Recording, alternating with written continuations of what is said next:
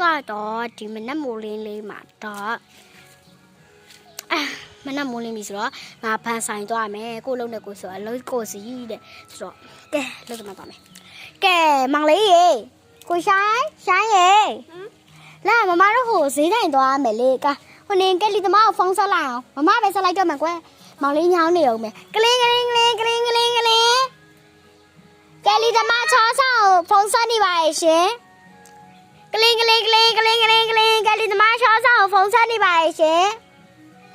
ကျမတို့လာကြတော့နော်ဖန်သွားဖို့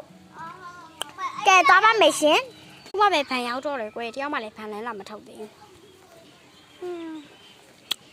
တယောက်မှလည်းဖန်လာမထုတ်သေးကွယ်ပူလိုက်တာရှာကြည့်တော့လည်းမှာနာပတ်စံနဲ့ပဲရက်ခလိုက်တော့မှာကွယ်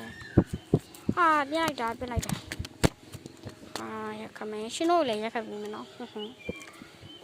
ငါမောင်လေးရတယ်ခုရင်ပြန်မလာသေးဘူးထင်ပါလေအော်ရင်ခိုင်အားနေရပဲဘပေါက်ကြီးတက်ကောက်လာရမယ်ကဲဆက်စတဲ့ဘပေါက်ကြီးတက်ကောက်မယ်ရှင်ဘပေါက်ကြီးတက်ကောက်တာလိုက်ကြည့်ပါအောင်နော်ကဲခုကတော့တွေ့ကဲဒီမှာဘပေါက်ကြီးအများကြီးပဲတော့ဒီဆိုအနေလေးကျမတို့ရှိမှာဘပေါက်ကြီးတအားကိုပေါ်ရပါရှင်ဟယ်လို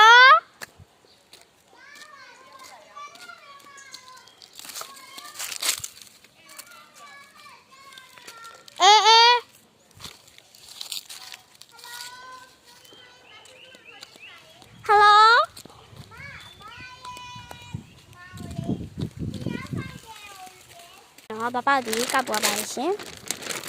爸爸的搞不完先，我一天嘛就还能再来做呢，再来几个完先。